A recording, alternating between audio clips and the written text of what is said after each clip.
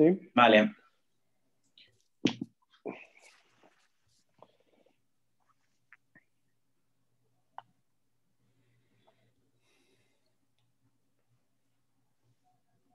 Buenas tardes y bienvenidos todos a esta nueva sesión de nuestro curso de formación Construyendo Puentes, Conversaciones en los Nuevos Areópagos. Soy Isaac Martín, delegado apostolado seglar de la Archidiócesis de Toledo, y me corresponde darles brevemente la bienvenida a todos cuantos nos acompañan en el día de hoy, procedentes no solo de la geografía diocesana, sino también de otros puntos de España e incluso del extranjero.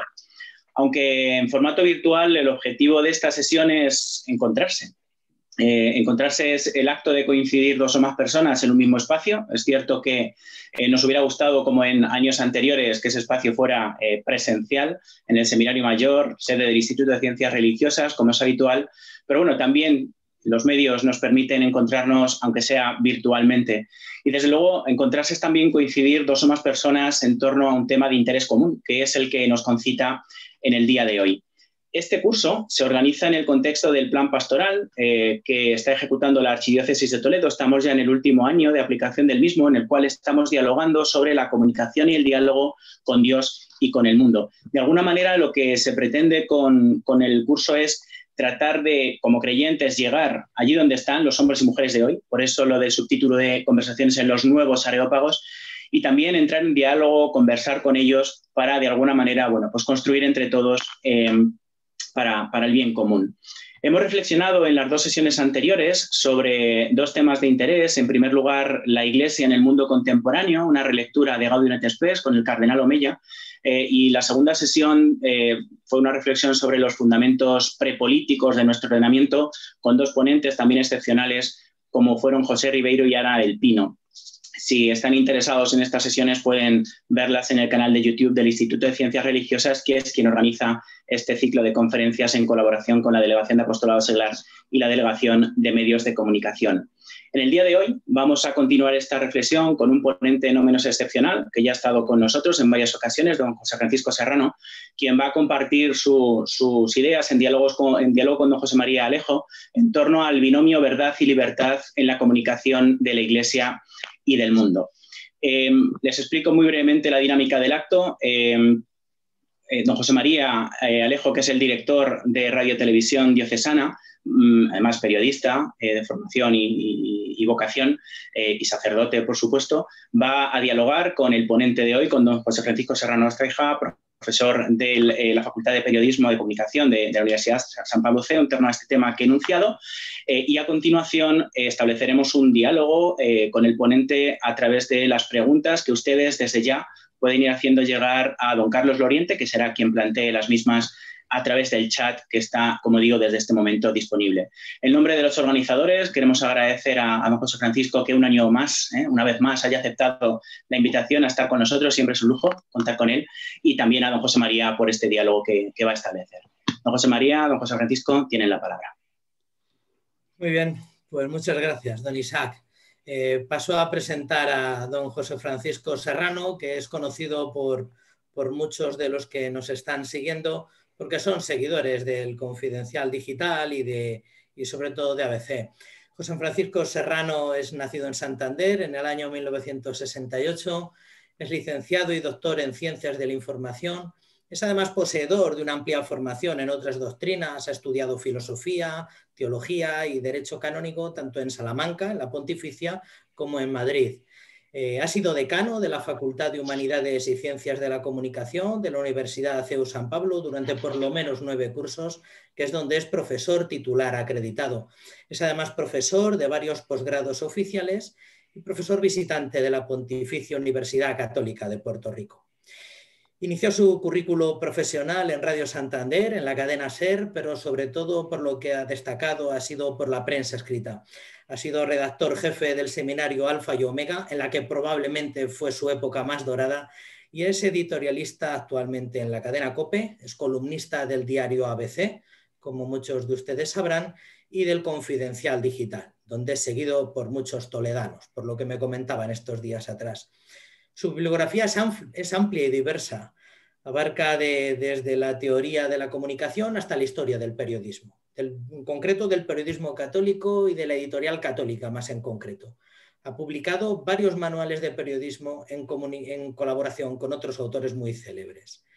Además de la casi veintena de libros sobre temas relacionados con comunicación, información y periodismo, tiene más de un centenar de artículos científicos.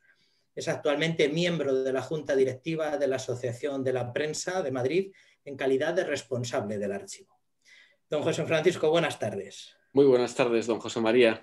Tengo que agradecer, por supuesto, la presentación a don José María, siempre muy generosa, y me van a permitir que me equivoque alguna vez. Y cuando me refiera a don José María, me refiera a Chema, porque don José María fue alumno mío, y entonces yo todavía tengo la imagen mental de don José María sentado en una aula de la facultad, y por lo tanto se me puede escapar esa advertencia. Pero muchas gracias por la presentación, don José Una María. camisa a cuadros y tal. Yo también me acuerdo perfectamente. Muy bien, don José Francisco. Probablemente uno de los debates más célebres en las últimas décadas, además del de objetividad-subjetividad, que es un clásico del mundo del periodismo de la comunicación, uno de los debates han sido la relación entre libertad y verdad.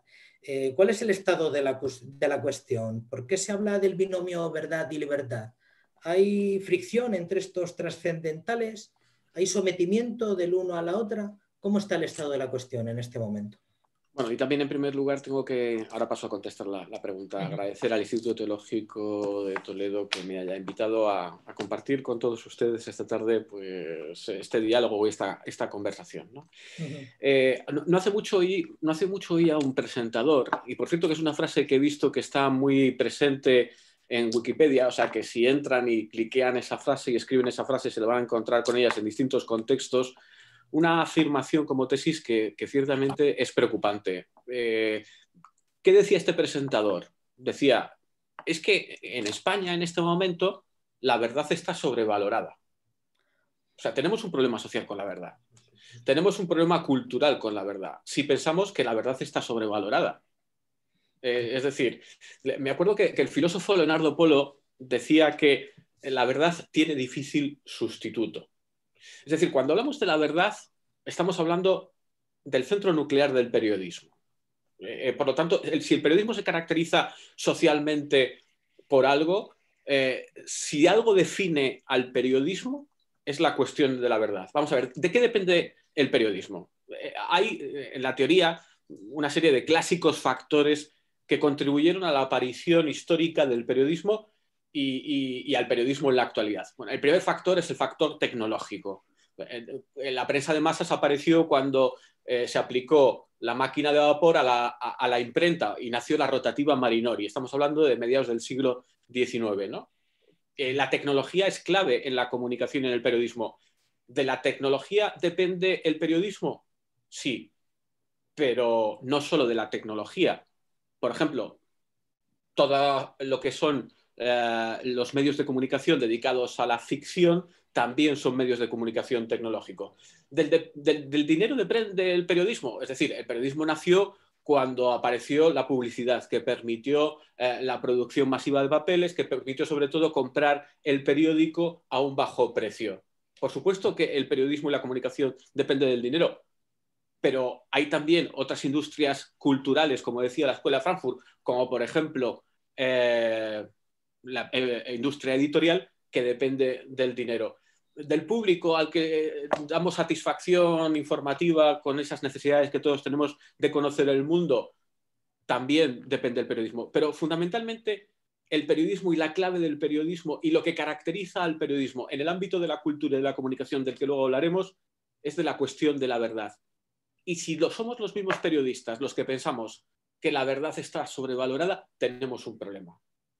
Tenemos un problema. Hay muchos debates en el interno del periodismo. Fíjense, hablando de ahora, pues esta participación, esta presencia que tengo yo en la Junta Directiva de la Asociación de la Prensa de Madrid. Tenemos muchos debates sobre muchos tipos de cuestiones. Estamos hablando constantemente de la crisis del periodismo y se plantea si la crisis del periodismo es una crisis del modelo de negocio y se plantea si la crisis del periodismo es una crisis provocada por la transformación digital y se plantea si la crisis del periodismo es una crisis planteada por la evolución de los medios.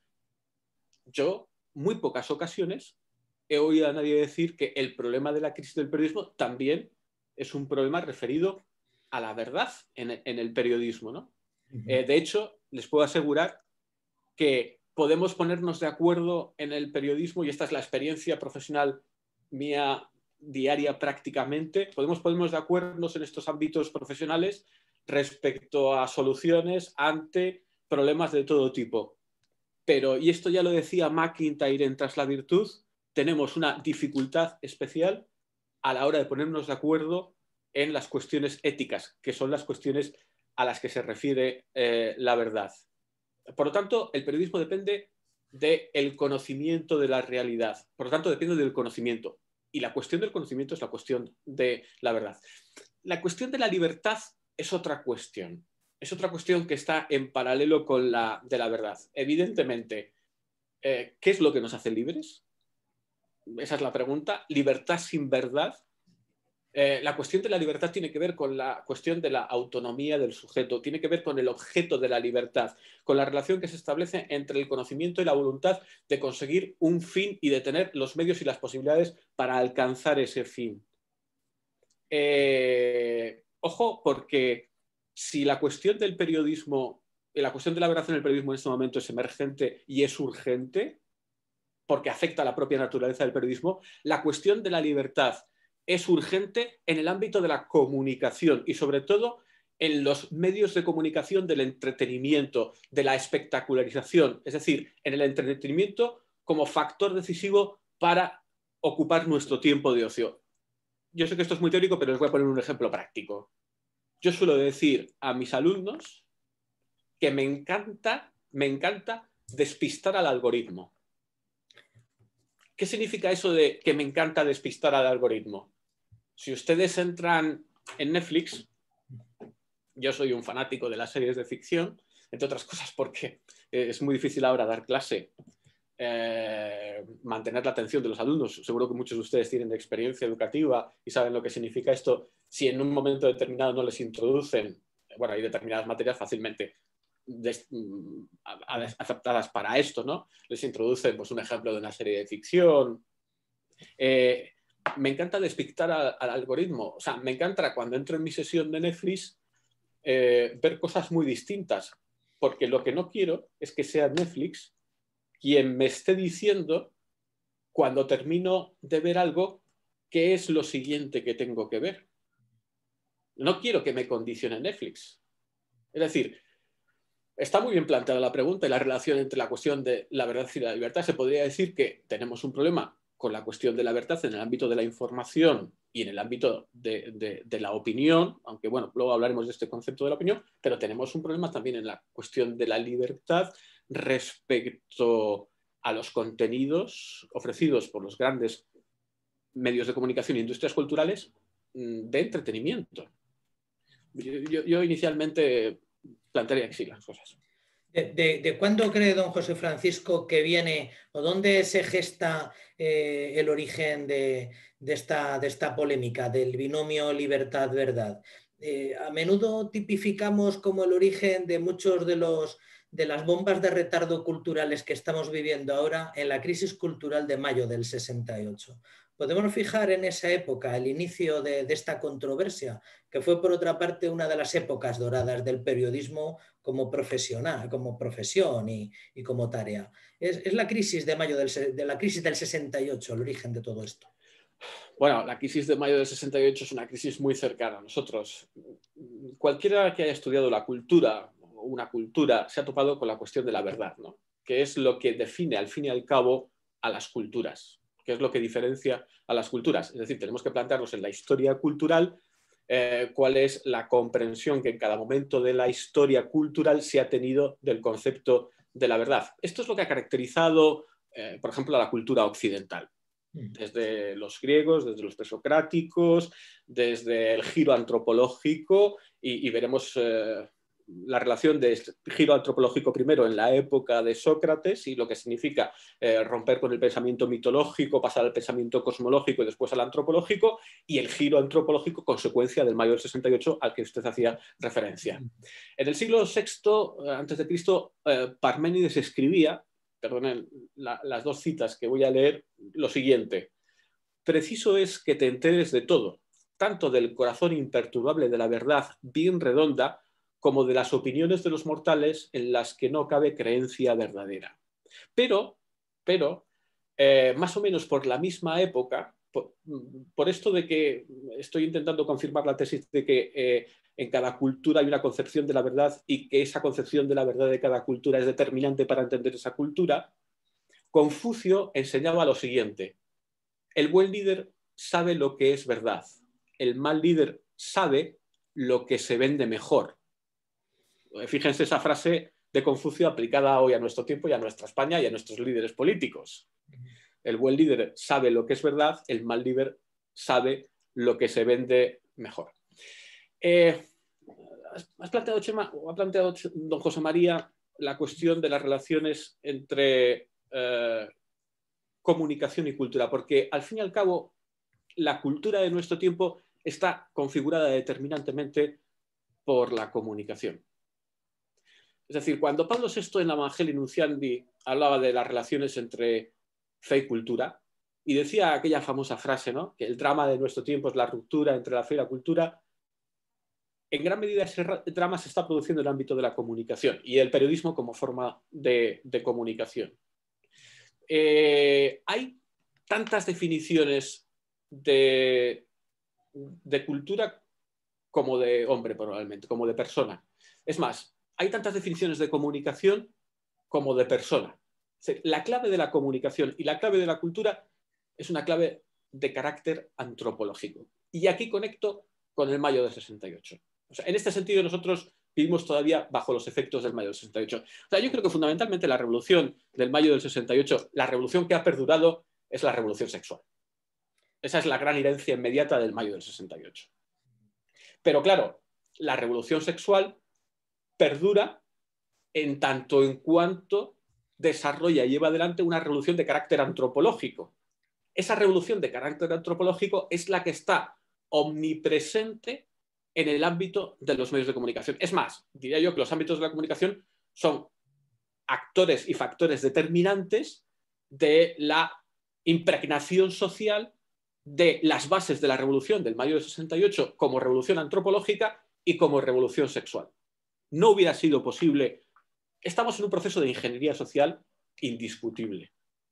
Estamos en un proceso de ingeniería social que se percibe, por ejemplo, en todo lo que es la comunicación de las series de ficción. O sea, uno podría perfectamente analizar, y esto lo hizo Yolanda Montero en los principios del 2000 en la Universidad Pontificia de Salamanca, en una tesis doctoral que analizaba la serie de televisión Al salir de clase. Entonces, ella iba analizando cómo en los guiones de las series de televisión se iban introduciendo factores de las relaciones sociales que hasta ese momento podrían parecer extraños, pero que se iban normalizando. Estos no son los procesos de normalización que hace la ficción de determinados factores. Yo les podría decir cuáles son aquellos ámbitos de normalización que en este momento están presentes en las series de ficción, dado que ya se han normalizado socialmente. O sea, estamos en un ámbito progresivo, ¿no? Todo esto se está jugando en el ámbito de la comunicación y de la cultura. ¿Qué pasa? Que, bueno, la revolución de mayo del 68 es una revolución consecuencia de la modernidad y, digamos, síntesis de la posmodernidad, que es la época de la crisis de los grandes relatos, de la crisis de sentido, ¿no? Esta semana pasada leía un libro de una teóloga protestante que vive en Ginebra, Mario Müller-Kolar. El libro no habla sobre comunicación ni sobre cultura. El libro habla sobre un tema que me parece fundamental en este momento de nuestra historia. El libro habla sobre la muerte y el sufrimiento, el dolor y la enfermedad. Es una reflexión de una teóloga, insisto, protestante. Al libro le falta la filiación divina al final, pero está muy bien enfocada. Es una paráfrasis del libro de Job, ¿no? Entonces, ella, que se dedica a la pastoral sanitaria, además tiene una experiencia con un hijo suyo de una enfermedad terminal, un niño pequeño, por lo tanto se enfrenta a la cuestión más dramática de por qué Dios permite el sufrimiento de los inocentes y el sufrimiento de los niños, y hace esa reflexión. Y a raíz de todo ello, lo digo porque el libro está muy bien enfocado, se plantea algunas cuestiones de las que estamos hablando. Dice, muy bien, pero es que vivimos en esta época donde somos producto de la Revolución de Mayo del 68. Esta teóloga es hija, y ella lo explica en el libro, ¿no?, de unos padres que son el ejemplo de la Revolución del Mayo del 68. De hecho, ella mantiene la fe, ella estudió teología y es pastor evangélica por su abuela. O sea, ha conectado, ha dado un salto generacional en este aspecto, y ella plantea, dice, muy bien, pero lo que sí les puedo asegurar es que yo no percibo que la Revolución del Mayo del 68, como consecuencia de la modernidad, haya dado respuestas adecuadas y tenga respuestas adecuadas a algunas cuestiones que son fundamento de la verdad de lo humano. Dice, por ejemplo, la muerte. Por ejemplo, el sufrimiento. Por ejemplo, el dolor. Por ejemplo, la enfermedad.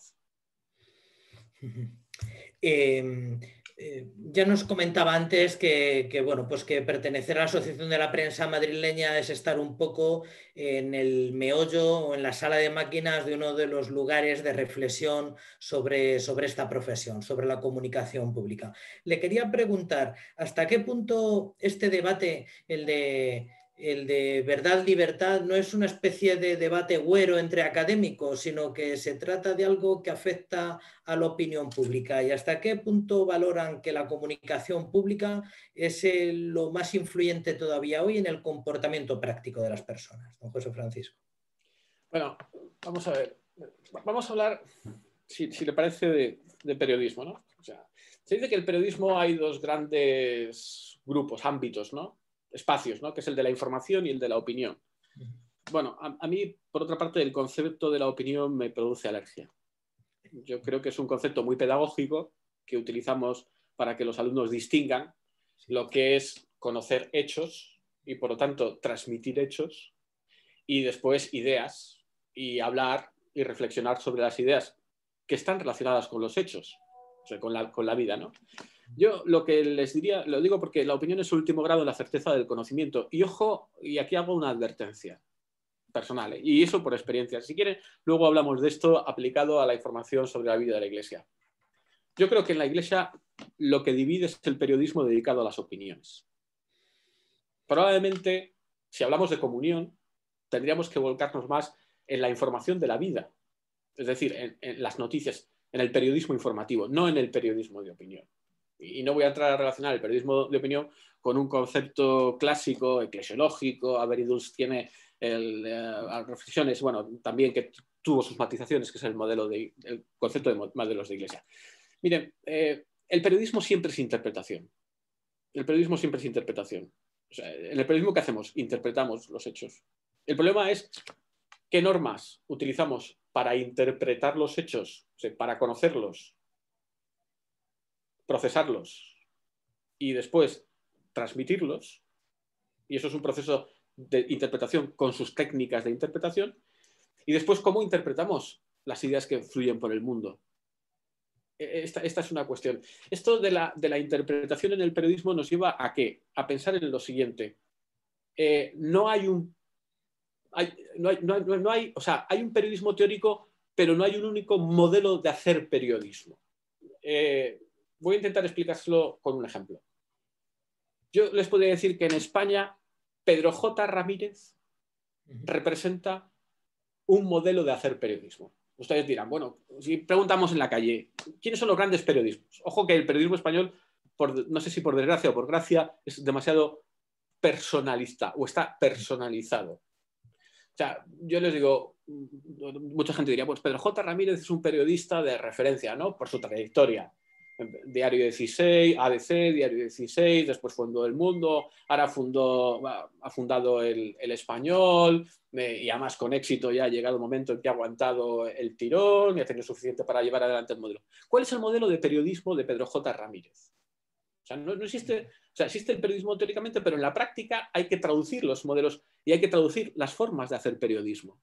Es decir, ¿y cuáles son las bases del modelo de periodismo de Pedro J. Ramírez? Y ustedes me dirán, la libertad, por supuesto. La libertad es un criterio básico en el modelo de hacer periodismo de Pedro J. Ramírez. Y de hecho, él ha desarrollado el periodismo de investigación, como ejercicio periodístico de libertad en la sociedad española. Y ha descubierto pues no sé cuántos casos que han sido claves para la historia de la democracia. Acuérdense las famosas portadas del Mundo de Filesa, Malesa, Time Sport, Juan Guerra, todo esto. Bueno, hay también quien dice que el periodismo de investigación en España al final es que alguien te filtre papeles, pero bueno, vamos a dejarlo ahí porque esa es una realidad.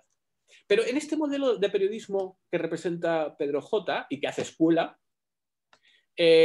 vamos a analizar las ideas. Una fundamental es la libertad, pero la otra es la concepción del periodismo. Pedro J. piensa que el periodismo no es el cuarto poder, es el primer poder, probablemente. Es el poder básico de la sociedad.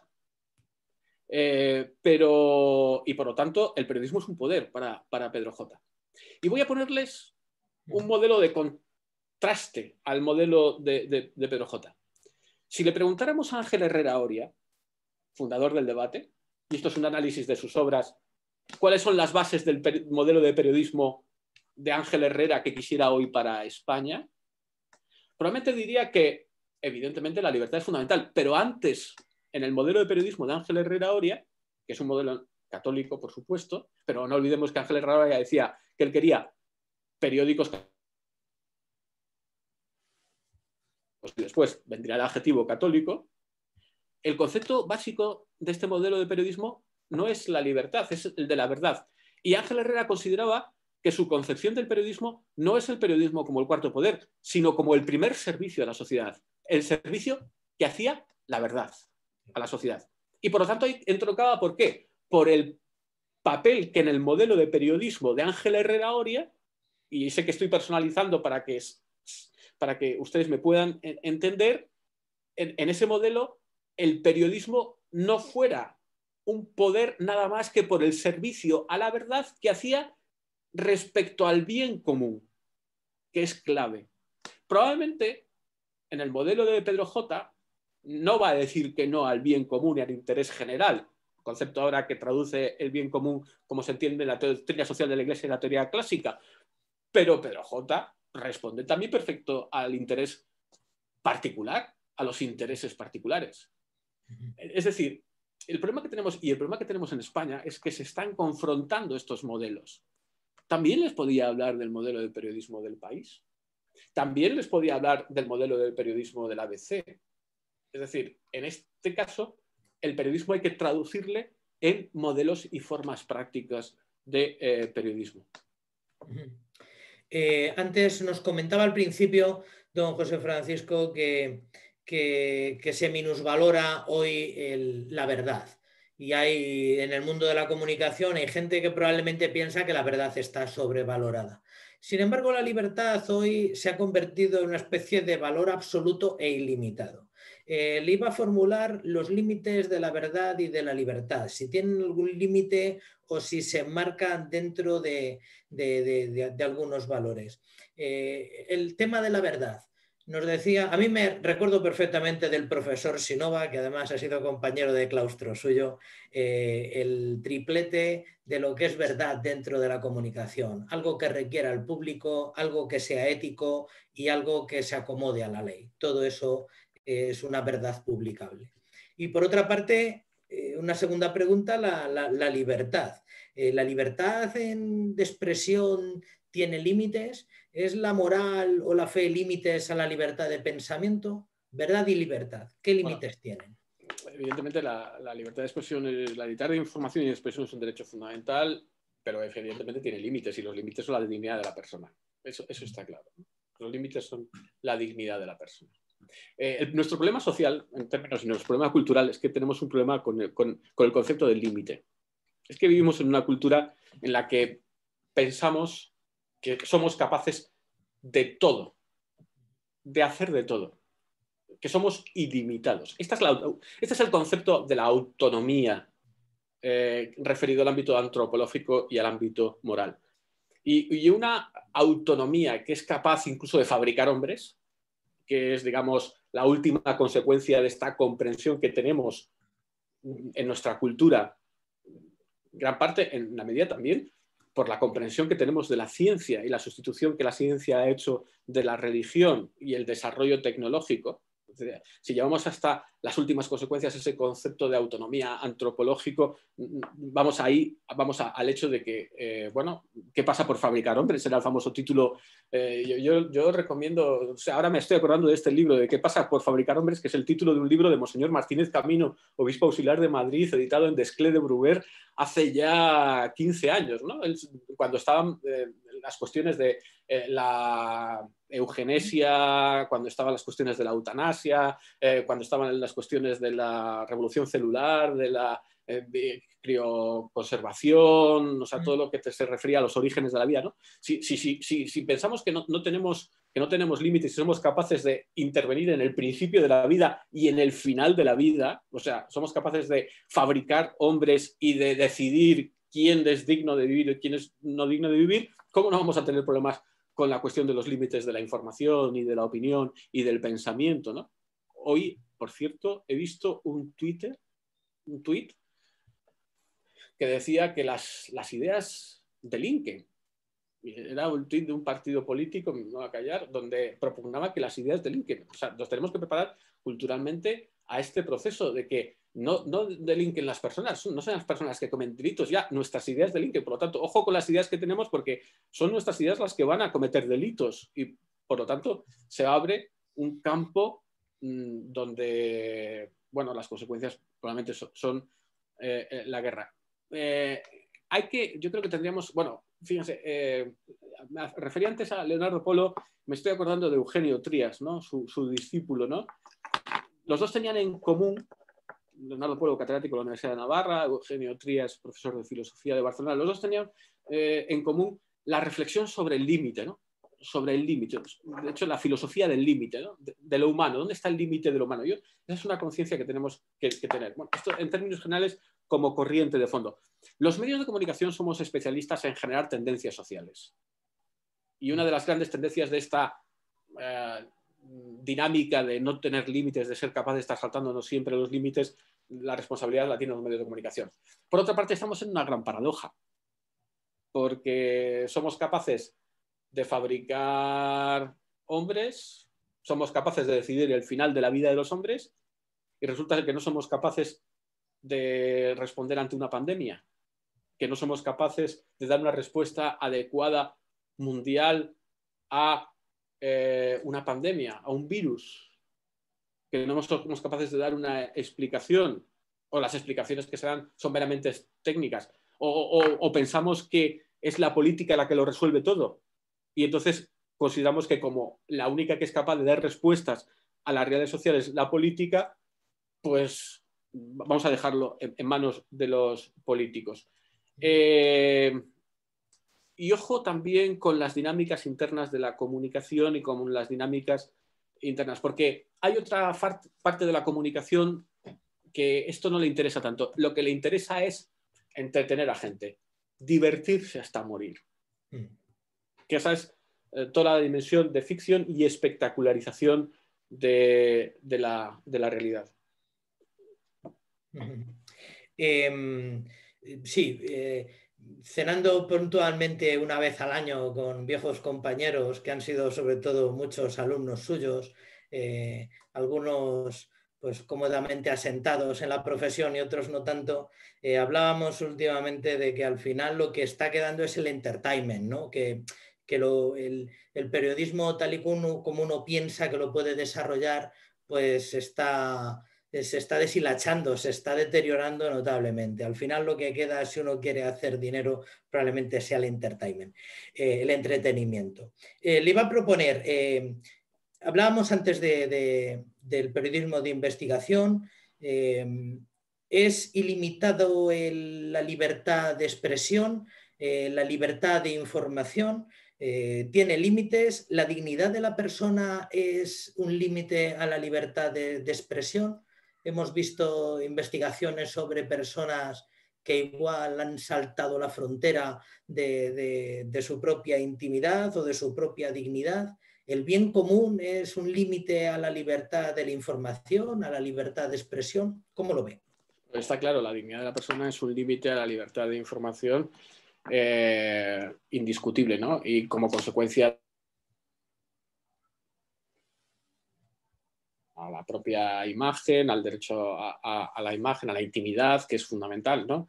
Otra cosa es el problema de quienes constantemente hacen negocio de su intimidad y hacen negocio de su imagen. Esta es otra cuestión distinta, ¿no? Sí. Pero antes, en referencia a lo que decía respecto a la espacialización, yo creo que en la segunda mitad del siglo XX, en los últimos años de la revolución, digamos, tecnológica en el mundo de la comunicación, quienes están detrás de los medios de comunicación, y en esto no debemos ser ingenuos. Vamos a ver. Los medios de comunicación son negocios. Sí. Y al final, un negocio se rige por el criterio de la cuenta de pérdidas y ganancias y del balance de resultados. Sí, sí. Ojo, porque el negocio en este momento de la comunicación en España está financiándose fundamentalmente por fondos estatales del gobierno. Y eso va a tener unas consecuencias tremendas. Y sobre todo, las televisiones. Y las televisiones son muy importantes dentro de los grupos de comunicación. Y no sé si seguir por aquí y dar más nombres y apellidos. Voy a dejarlo aquí y después, si quieren las preguntas, seguimos. Ojo con este tema. Por lo tanto, en los medios de comunicación se subordina absolutamente todo a esa cuenta de pérdidas y ganancias, a ese balance de resultados. No lo tengan, o sea, no lo duden. Se subordina absolutamente todo. Y ustedes me preguntan, ¿hasta la verdad? Pues sí. Ese es el riesgo que tenemos. Ese es el riesgo que tenemos, ¿no? El mundo de los negocios descubrió de repente también hace mucho tiempo que la verdad era importante, pero no es importante. Que ni siquiera tampoco la lucha política era importante. Que lo que cuenta era la información como espectáculo. O convertir todo, la realidad, incluso la lucha política, en espectáculo. Y esto es uno de los problemas más grandes que tenemos. Miren, estamos ya en un proceso de revolución tecnológica, de cambio tecnológico, que no sabemos dónde va a terminar.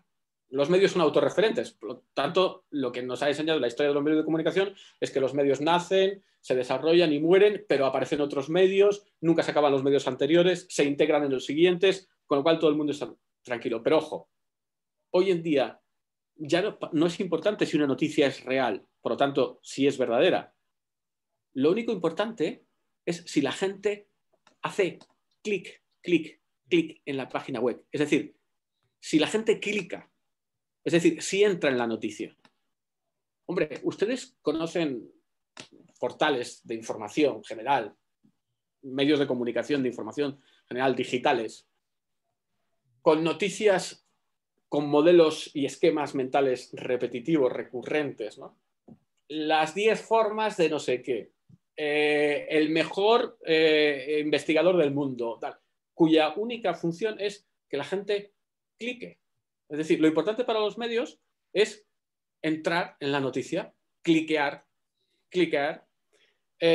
Los hechos, parece ser, a menos da la impresión que han terminado, que son una reliquia de la era de la prensa papel, cuando los lectores no tenían otra elección.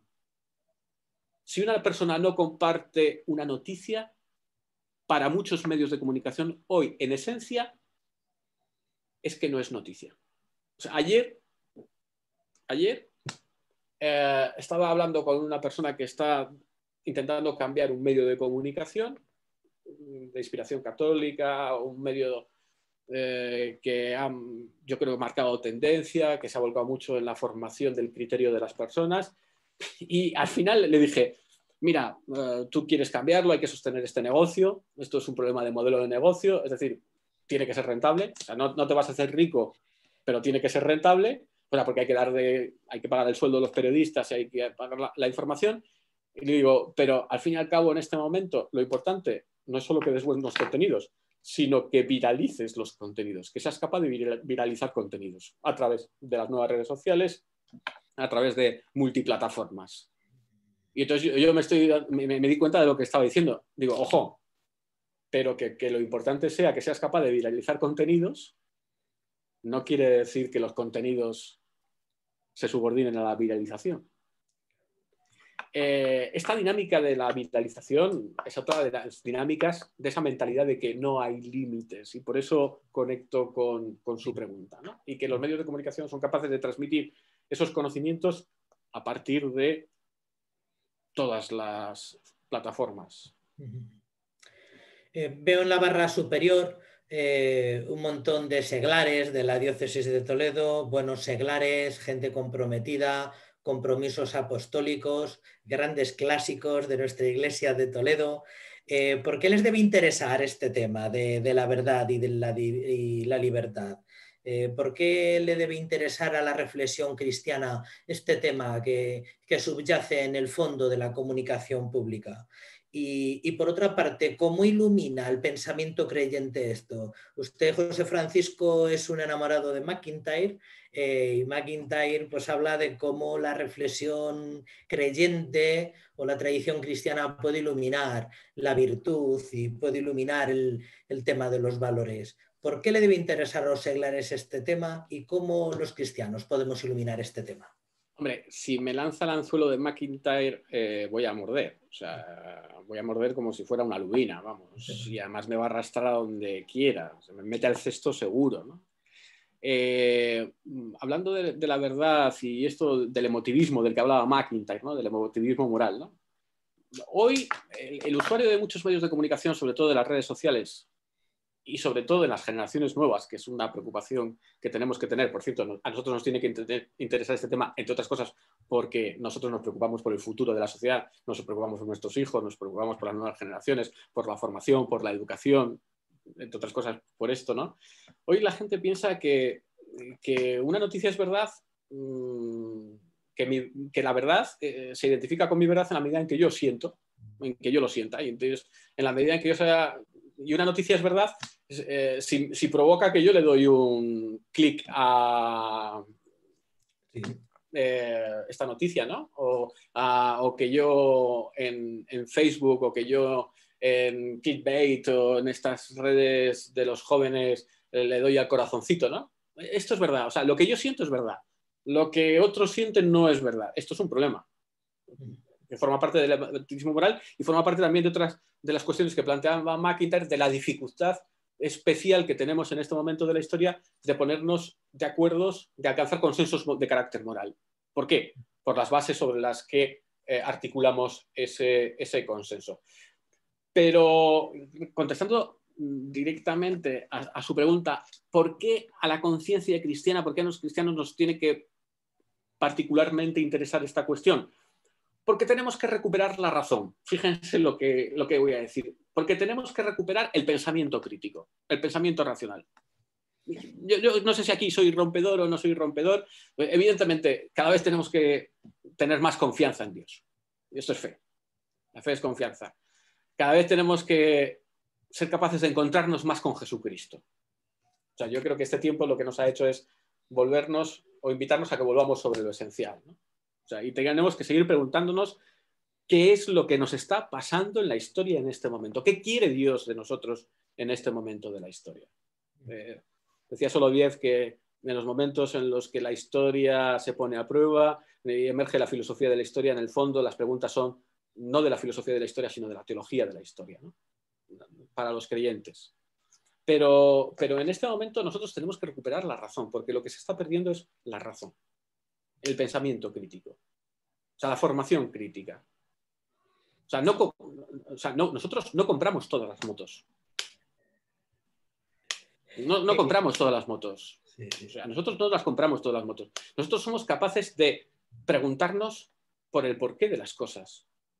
Es decir, aquello que decía Fides et Ratio, de Juan Pablo II, no sé, últimamente estoy leyendo las encíclicas de Juan Pablo II otra vez, no sé por qué. De las preguntas que habían construido el pensamiento y la civilización occidental, ¿no? ¿Quién soy? ¿De dónde vengo? ¿A dónde voy? No sé, podemos hablar de las preguntas de Kant sobre las que se articula todo su sistema filosófico, ¿no? ¿Qué puedo esperar? ¿Qué debo saber? ¿Qué puedo saber? ¿Qué debo esperar? ¿Qué es el hombre? Y tal. Bueno, yo creo que hoy una tarea fundamental del cristiano es recuperar, bueno, esto lo decía, por cierto, esto lo decía el beato John Henry Newman, ¿no? El beato John Henry Newman decía, en un futuro los cristianos tendrán que dedicarse a la apología, a la apologética, a la defensa de la fe. Es cierto, tenemos que dedicarnos a la sana apologética y a mí me encanta la apologética y me encantan muchas de las publicaciones del Instituto Teológico de Toledo porque tienen ese sano punto apologético de defensa de la fe que hoy es necesario. Pero decía John Henry Newman, pero fundamentalmente a lo que más tiempo le tendrán que dedicar es dedicarse a recuperar la razón, el pensamiento crítico. ¿Cómo ve, don José Francisco? Yo creo que usted aúna en su persona un conocimiento bastante, bastante preciso o que conoce más o menos el panorama de todos de los medios donde se comunican valores cristianos y a lo largo de su trayectoria pues ha tenido la oportunidad de ir tomando el pulso a los medios cristianos y a la comunicación católica en este momento. ¿Qué opinión le merece el panorama actual? Parece que solamente comunicación es pues estos vaticanistas en ciernes, los que lleven y traen asuntos de la curia. ¿Cómo ve el panorama de la comunicación cristiana, de los comunicadores cristianos? ¿Qué opinión le merece, grosso modo? A ver, don José María, usted me está preguntando porque por los medios de comunicación de la Iglesia, por los medios de comunicación que informan sobre la Iglesia, por quienes informan sobre la Iglesia de los medios de comunicación de la Iglesia, por quienes informan sobre la Iglesia desde los medios de comunicación que no son de la Iglesia, ¿por dónde está la información sobre la Iglesia? ¿Usted me está preguntando por todo eso? Un poco sobre todo, sí. Bueno, aquí ha venido otras veces Expósito, que Expósito tiene un conocimiento un poco como muy de COPE, ¿no? Expósito puede hablarnos de su percepción de COPE o de lo que conoció en su época de ABC, y lo hemos preguntado por esto.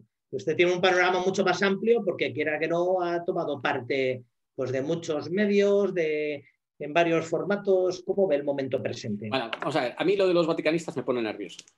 Yo creo que el principal vaticanista es el Papa Francisco, punto. O sea, tenemos que ir al Papa Francisco y tenemos que ir al Papa Francisco cuanto más directamente al Papa Francisco, mejor. O sea, yo prefiero alejarme un poco, ya de que he dicho que el periodismo es interpretación, de los intérpretes del Papa Francisco. Yo cuando empiezo a leer los intérpretes del Papa Francisco me suelo liar un poco, ¿no? En algunas cuestiones. Por lo tanto, vayamos al Papa Francisco. O sea, si podemos leer las homilías o ver las homilías de la mañana de las misas del Papa Francisco, magnífico. Leer sus textos, escucharle a él, fenómeno.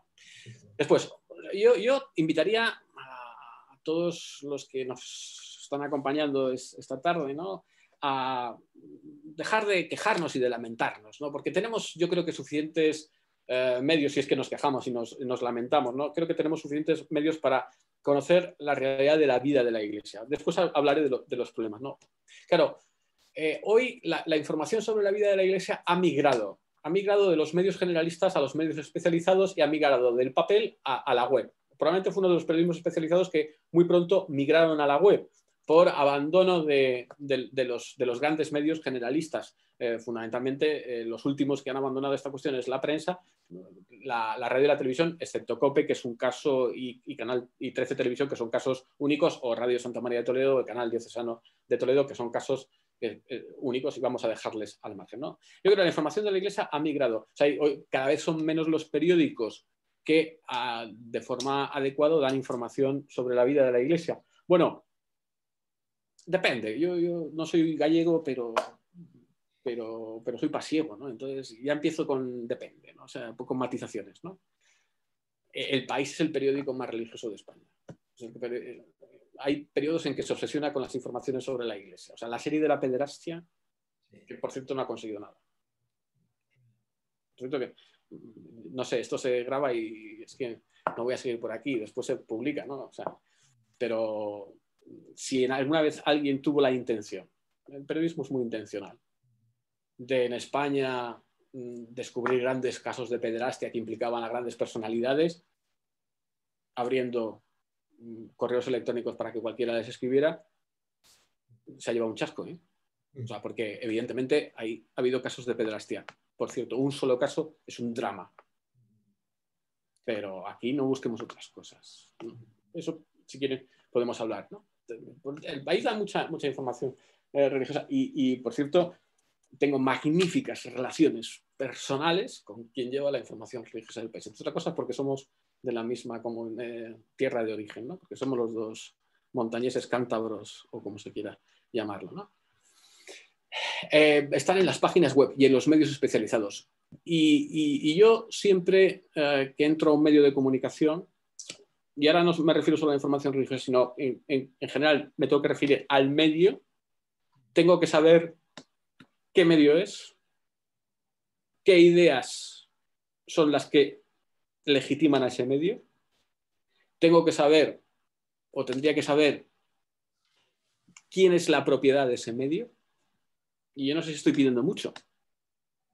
Bueno, al fin y al cabo uno acaba sabiéndolo por distintas vías, incluso por olfato, ¿no? O sea, para conocer también la fiabilidad, la credibilidad, para dar confianza a un medio, sobre todo en el ámbito de las ideas, yo tengo que saber algunas cosas. O sea, tengo que saber, voy a poner el caso del ABC. O sea, yo sé que el ABC no me va a fallar en la defensa de la Constitución, el orden, del valor de la ley en la sociedad, de los principios del humanismo cristiano, del valor central de la familia. Yo eso lo sé. Después otras cosas, por lo tanto la defensa de la vida. Y en el momento en que el ABC en algún momento publicara o alguien dijera algo reiteradas veces en contra de esto, ya dejaría de ser el ABC. Este tipo de criterios son los que tenemos que tener a la hora en cuenta. Y después, hombre, en los medios de comunicación que informan sobre la Iglesia en el ámbito web también hay mucho ruido. Mire, todos amamos a la Iglesia profundamente. Incluso si tuviéramos la gracia de Dios, daríamos la vida por la Iglesia. Pero claro, cada uno se ha elaborado su concepción de la Iglesia, ¿no? Y el problema es cuando la información se utiliza, como siempre, también para la política. Y en la Iglesia hay política eclesial.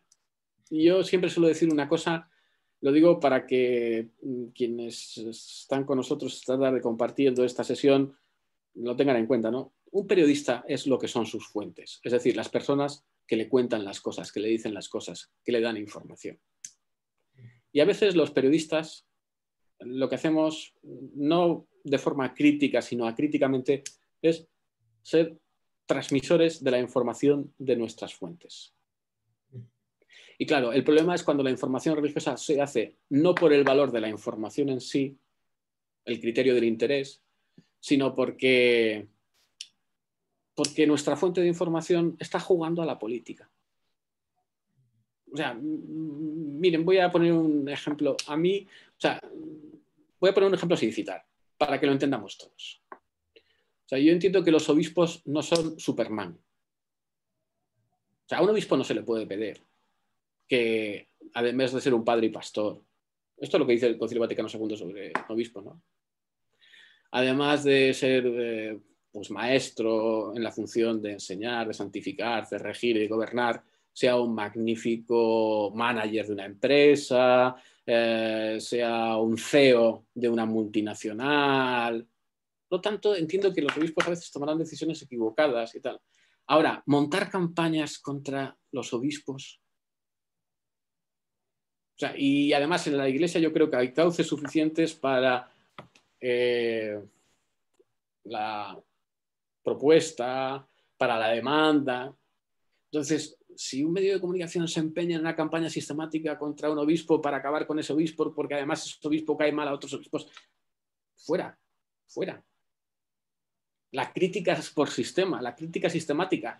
José Luis Martín Descalzo, y siento no tenerlo por aquí porque podría tenerlo, ofrecía en un artículo hace muchos años unos criterios sobre la opinión pública en la Iglesia que hay que recuperar.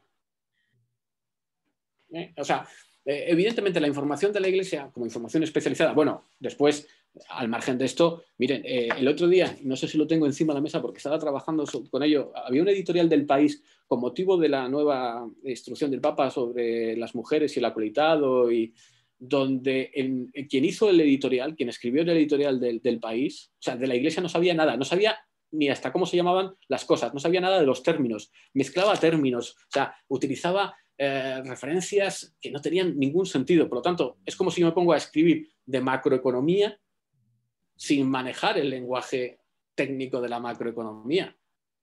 Y esto lo pasaba el otro día en un editorial del País. De hecho, hasta tal punto pregunté, oye, pero vamos a ver, ¿quién ha escrito este editorial? Lo digo ya por vergüenza torera, porque, hombre, si te pones a escribir un texto y lamento mucho porque lo tengo en la mesa, pero por la otra parte, en la otra parte de la mesa, ¿no? Al menos conoce el lenguaje que se utiliza, ¿no? O sea, confundía a los acólitos con las monjas, con las religiosas, con las consagradas, con las vírgenes cristianas. O sea, es que lo confundía todo. O sea, no sabía de lo que estaba hablando, ¿no?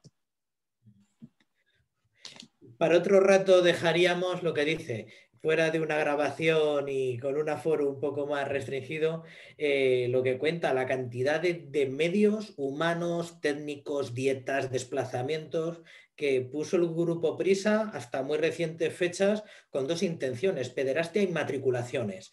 Pero vamos a ver, vamos a ver. En una época donde no hay dinero casi ni para bolis, me parecía sorprendente la cantidad de gente desplazados aquí en Toledo, pues la cantidad de dinero que habían puesto en pederastia e inmatriculaciones, con dos temas de acoso y derribo. Y vamos, yo no voy a contar los debates internos dentro del periódico, en el consejo editorial del periódico, pero el tema de las inmatriculaciones. O sea, se ve bien que tenía un tufillo de campaña en la opinión pública y campaña propagandística, ¿no? Además, inmatriculaciones es una cuestión jurídica. O sea, si hay algo que decir, llévenlo a los tribunales. Punto, ¿no? Lo que pasa es que el problema es que el caso de las inmatriculaciones era una excusa para otra cuestión.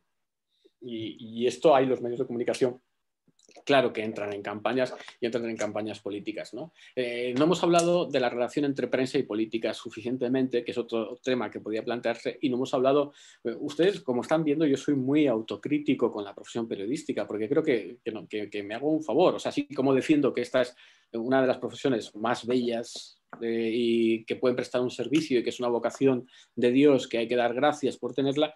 Yo creo que si no somos críticos con la profesión periodística, con nosotros mismos, empezando por mí mismo, pues tenemos un problema, porque todos vivimos en un mundo de ficción y la realidad. Y el problema también de la sociedad actual es la distancia entre la realidad y la imagen del mundo y de la ficción que nos quieren hacer ver, ¿no?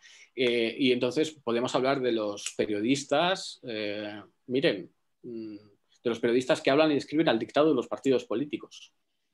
Hoy hay columnas periodísticas que firman periodistas y hasta aquí, como decía el otro, voy a hablar, que están hechas no en la mesa del periodista, sino en otros sitios y que el periodista pone la firma. Y esto está ocurriendo en España en este momento. No en el ámbito de la información de la Iglesia, ¿eh? O sea, tengo que dejarlo claro. En otros ámbitos. Pero esta es la realidad. Por cerrar esta larga intervención, estamos a punto de cerrar una hora, le quería sugerir que nos hiciese alguna sugerencia bibliográfica. Ha mencionado antes Fides ut Ratio de San Juan Pablo II. Yo también tenía pensado la Veritatis Splendor, pero igual queda en un contexto como demasiado magisterial. ¿Qué recomienda a los que nos están escuchando? ¿Algún libro que pueda ayudarles a profundizar en todo esto? Hombre, si yo no fuera un insensato, pero como lo soy, no abriría una ventana a la publicidad, ¿no? Y yo hacer publicidad de mis libros, pues no lo voy a hacer, ¿no? Aunque en la editorial Encuentro tienen un libro relativamente reciente del año pasado, La Sociedad del Desconocimiento, en el que hablo de algunas de estas cosas. O sea, yo creo que fundamentalmente, o sea, libros. Bueno, libros, hay otros muchos libros. Por ejemplo, el profesor Gabriel Galdón tiene, para quien le interesa la cuestión de la ética, algún libro interesante como el titulado Desinformación, métodos y aspectos. Este sería un libro interesante. Hombre, yo les diría que es muy entretenido leer autobiografías periodísticas o libros escritos por periodistas sobre su trayectoria periodística. Por ejemplo, Bieito Rubido, director del ABC, va a publicar la próxima semana, aunque ya lo he visto anunciado en alguna de las referencias bibliográficas de novedades de alguna librería, un libro titulado Sobre la verdad, en ediciones B. Ese es un libro interesante y le digo que ese libro va a salir la próxima semana, pero yo he visto páginas de ese libro. Por eso puedo decir que es un libro interesante, ¿no? Después, o sea, si quieren ya en otros niveles entrar a conocer el mundo del periodismo, El director de David Jiménez es un libro que da mucho juego. Siempre teniendo en cuenta tan quantabula rasa, ¿eh? O sea, operari secutor. Cada uno hay que entender quién lo está escribiendo y por qué lo está escribiendo, ¿no? Y habría otros libros de esos. O sea, estar atentos a esa dinámica. Y después, para la formación cristiana, miren, para la formación cristiana, déjenme que les haga una recomendación de verdad. O sea, ahora sí que aquí pongo mi empeño en recomendarles. Los discípulos de los Corazones de Jesús y María, que es un instituto religioso joven, relativamente joven, que están en varios sitios, en España, en Roma, en Estados Unidos, tienen una editorial que se llama Didáscalos. Esta editorial Didáscalos tiene una serie de novedades editoriales impresionantes. O sea, que de verdad responden, y lo digo porque les estoy haciendo publicidad porque son pocos, son humildes, y iba a decir que son pobres, pero hacen cosas buenísimas, porque este es un instituto religioso cuyos miembros tienen mucha formación intelectual, ¿no? Entonces, por ejemplo, tienen una última publicación sobre el COVID, sobre un mundo post-pandemia, la crisis de lo humano, que forma parte de su proyecto Borromeo, que me parece impresionante, donde se aborda qué es lo que está pasando, cuál es el efecto de la pandemia en muchos órdenes y cuál es la respuesta cristiana. Y dentro de la respuesta cristiana, por ejemplo, hay 2 capítulos dedicados a responder a la cuestión de si Dios castiga, que son de lo mejor que yo me he encontrado, de claro, sencillo y además profundo para esta cuestión. Pero tienen otro sobre el tema de la verdad de Meink, un teólogo católico, catedrático de teología en Alemania. Tienen todo muy aprovechable. Tiene una reciente eclesiología del profesor Gabriel Ricci, muy aprovechable también. Didáscalos, editorial Didáscalos, la encuentran en internet, de los discípulos de los Corazones de Jesús y María. Se sorprenderían ellos mismos si me estuvieran escuchando, estoy seguro. Vamos. Muy bien, pues muchas gracias por toda esta ponencia. Don Carlos, yo no sé si preguntas. Claro que sí, sí. En primer lugar, muchas felicitaciones y agradecimiento.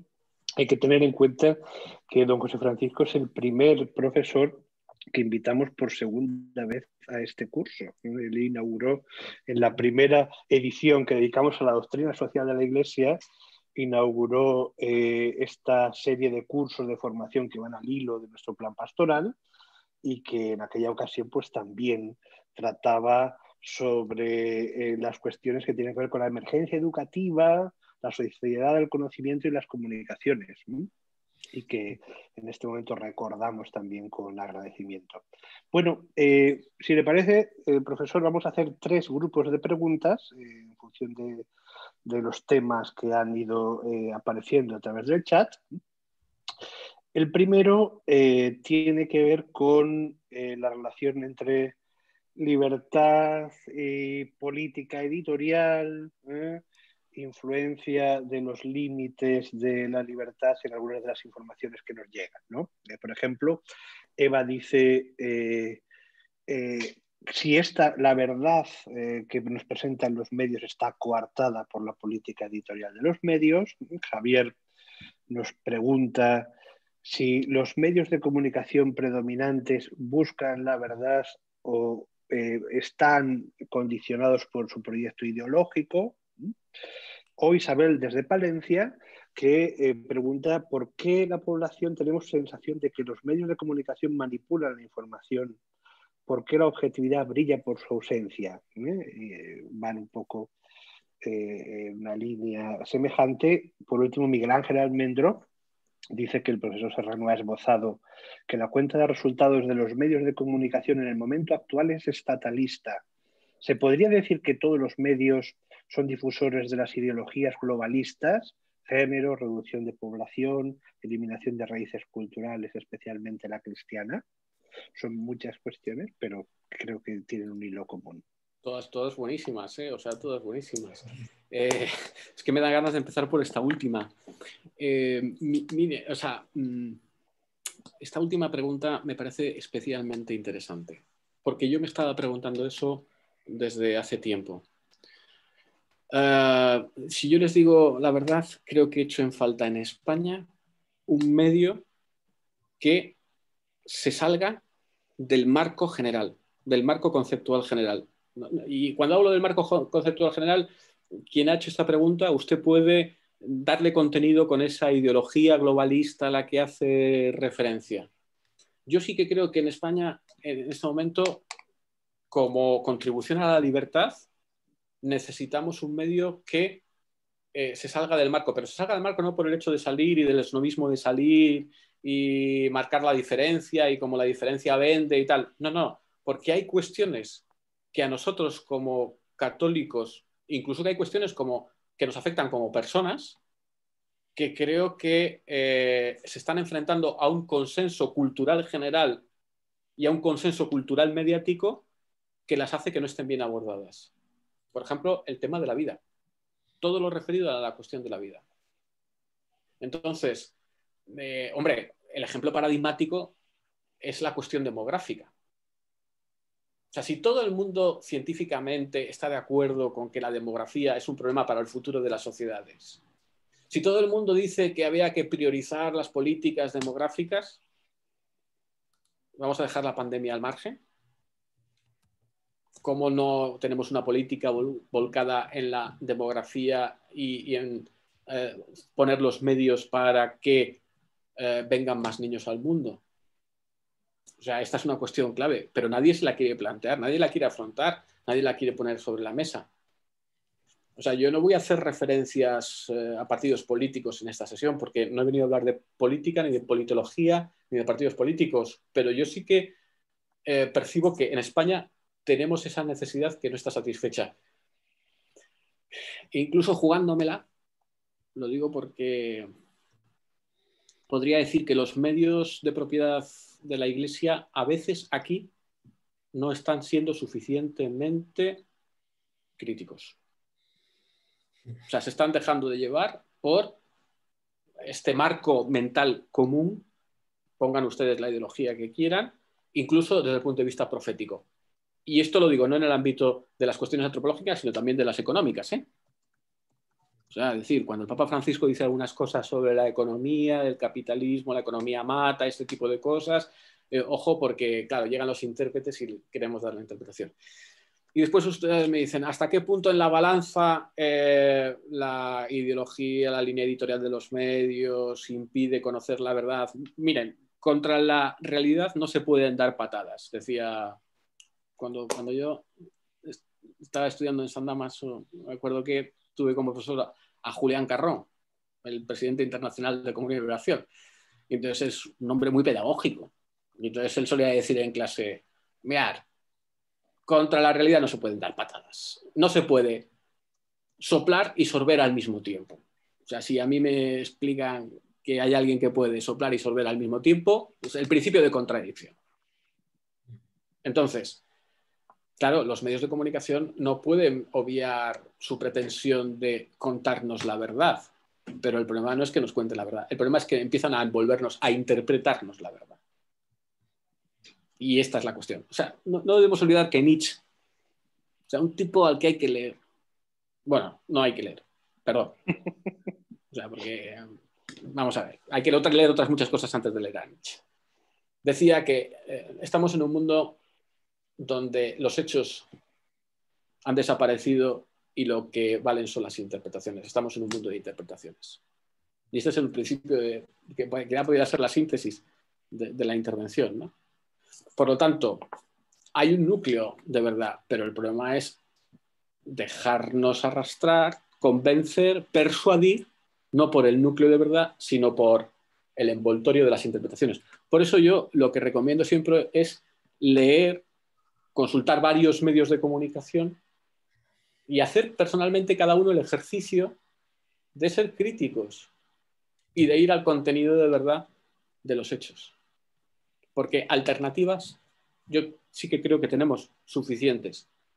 Aunque sigo diciendo, en relación con lo que acabo de decir al principio, que yo percibo que necesitamos que venga alguien a romper determinadas dinámicas.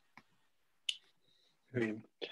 Pues un poco en la línea de esa autocrítica sobre el modo de comunicar de la Iglesia, el siguiente bloque de preguntas está vinculado a esa reflexión sobre la comunicación en la Iglesia. Nos preguntan, por ejemplo, llama la atención el crecimiento de muchos medios de información religiosa poco ortodoxos, en el sentido de salirse de los cauces más oficiales.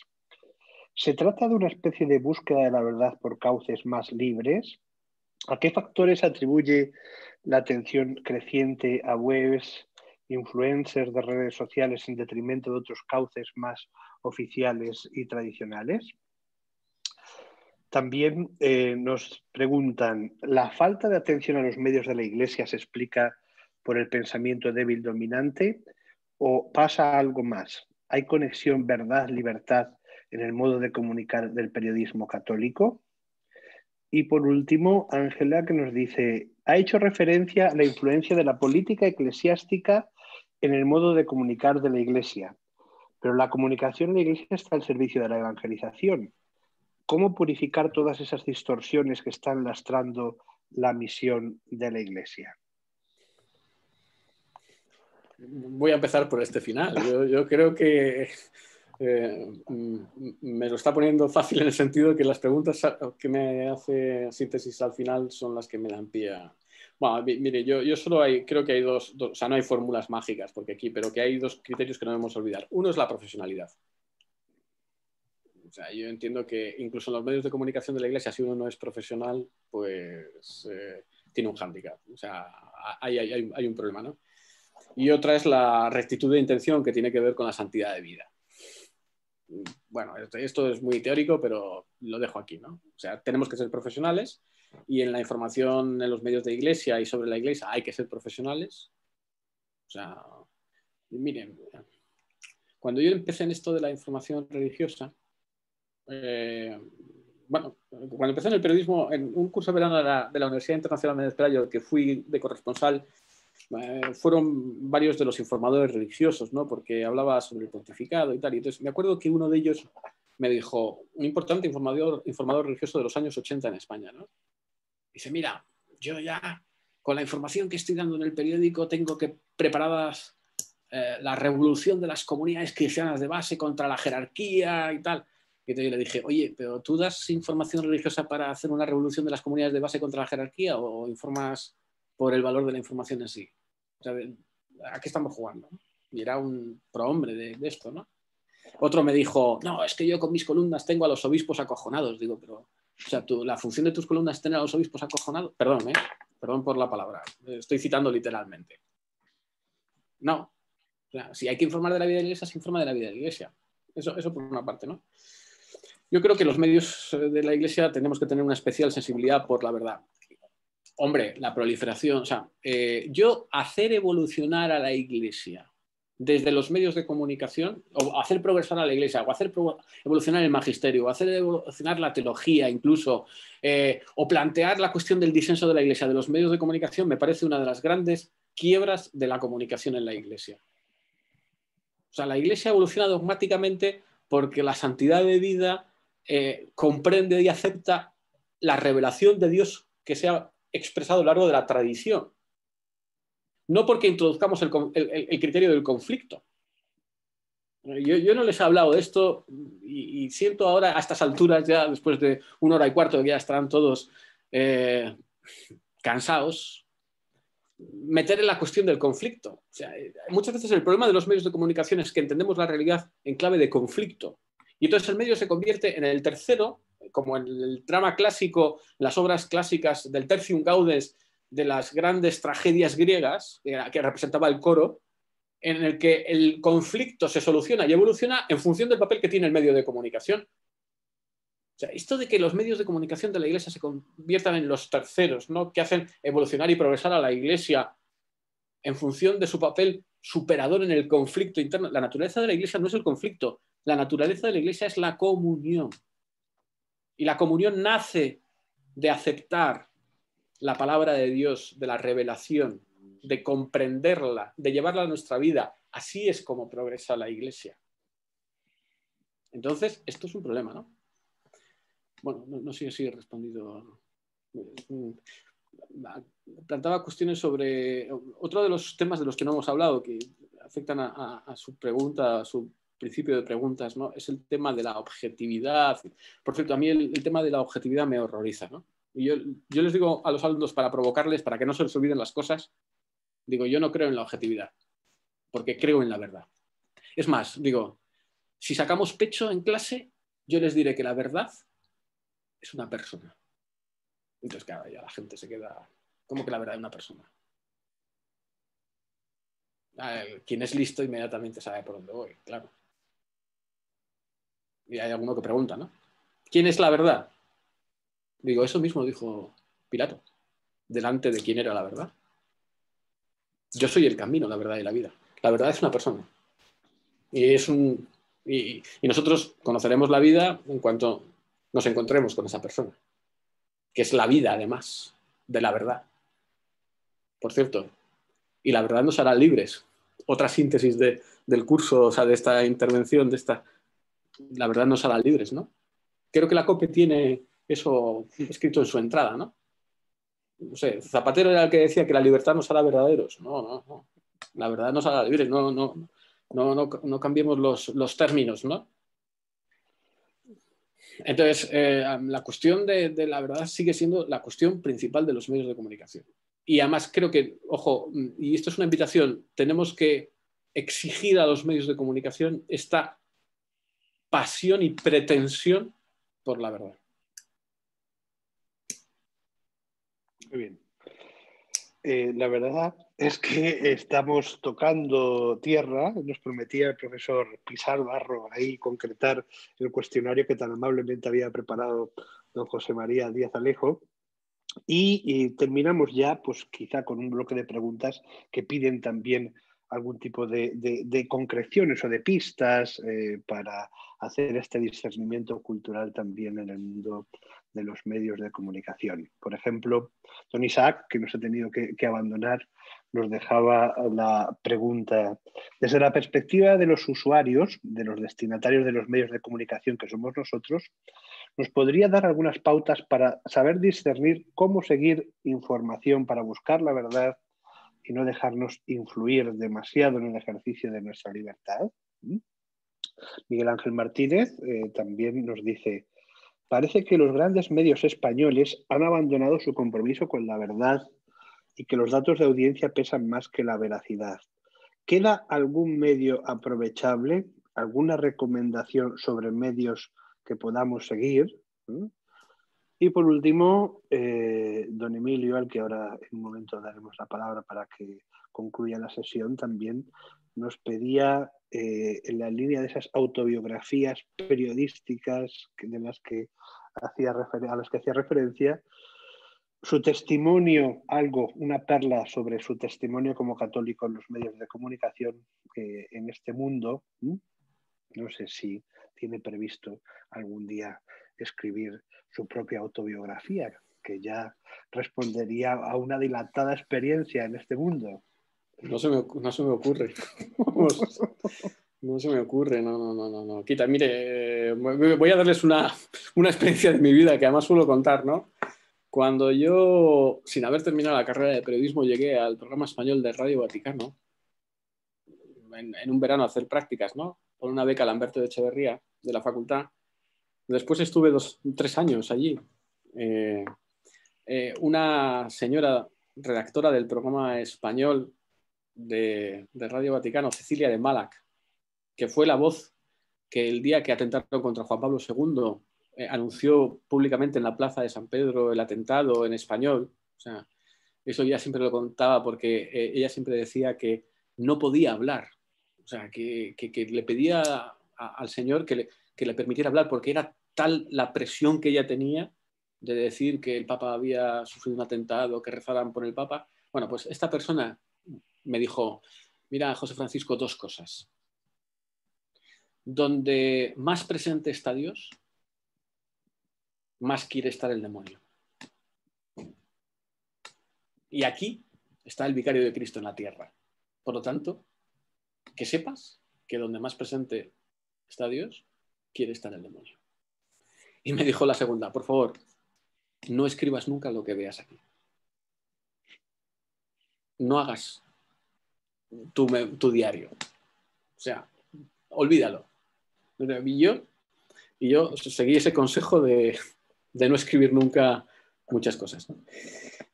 Respecto a medios, o sea, yo lo que les invito es al contraste. Yo creo que es fundamental en esto de los medios de comunicación el contraste, ¿no? El contraste.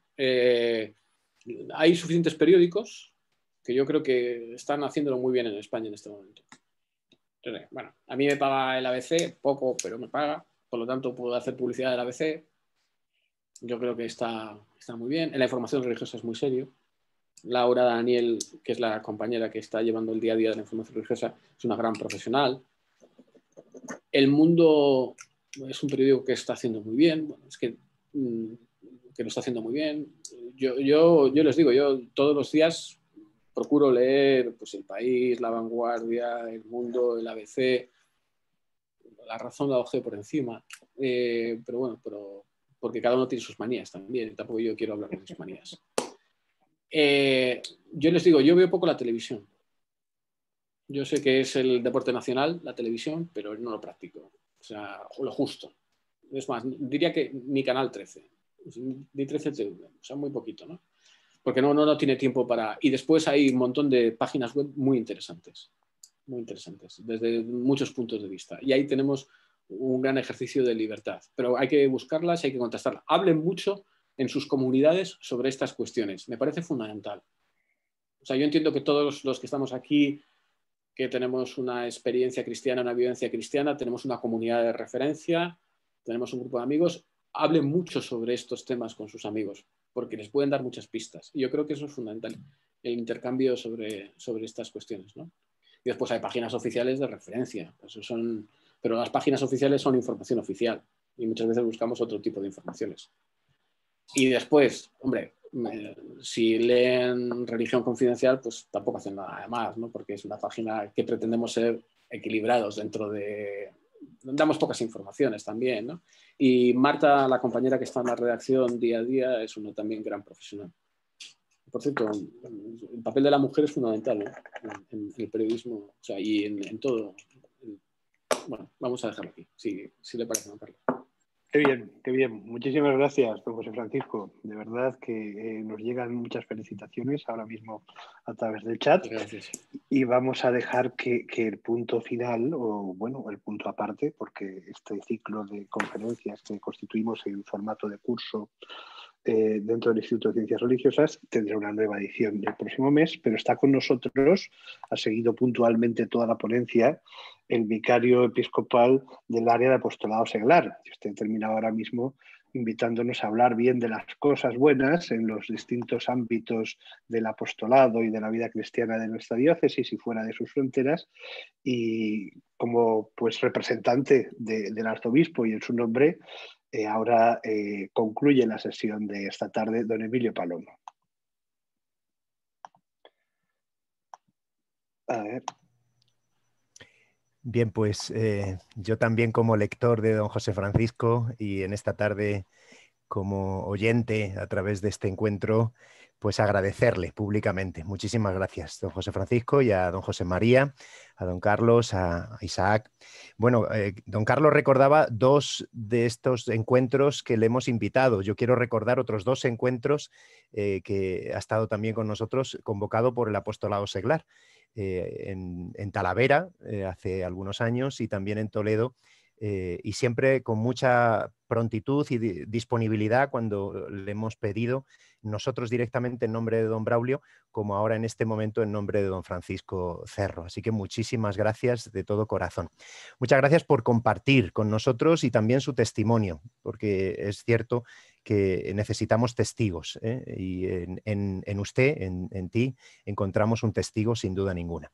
Y bueno, pues agradecer a todos los que han participado en esta tarde con nosotros un mes más. Si Dios quiere, dentro de un mes nos volveremos a encontrar. Hemos tenido al cardenal Omeya, hemos tenido también, para dar las claves del hoy de la Iglesia, hablábamos de la vida hace un mes con José Ribeiro y Ana del Pino. hablamos de comunicación, libertad, verdad en esta tarde, y hablaremos de fe y ciencia en el próximo mes, porque todos los temas están en el diálogo y los nuevos areópagos y los areópagos de siempre. Entonces, emplazarles a todos, si Dios quiere, para el 26 de febrero, que tendremos el diálogo sobre este tema, fe y ciencia, con don Javier Sánchez Cañizares de la Universidad de Navarra. Y bueno, pues siempre que tenemos la suerte de que esté con nosotros don Francisco, pues él termina, como bien dice, siempre bendiciéndonos. Y yo en su nombre, en nombre de Dios, por supuesto, en nombre de nuestro Señor, en nombre de nuestra Iglesia Diocesana, de nuestro pastor, pues os bendigo con esta gratitud, con esta bendición. Y emplazándoos no solo a continuar formándonos, sino también a leer, a rastrear, como nos acaban de decir también, a compartir, a decir, a hablar de las cosas buenas que tenemos tantas en la iglesia que compartir entre nosotros. Pues el Señor esté con vosotros. Y la bendición de Dios Todopoderoso, Padre, Hijo y Espíritu Santo, descienda sobre vosotros. Muchísimas gracias a todos.